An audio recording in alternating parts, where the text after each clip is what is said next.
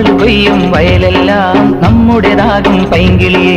അരുമക്കിളിയെ നേരോ നേരോ വെറുതെ പുരുതം പറയാതെ നമ്മൾ കൊയ്യും വയലുകൾ ജന്മിത്തമ്പ്രാക്കളുടേതല്ലേ.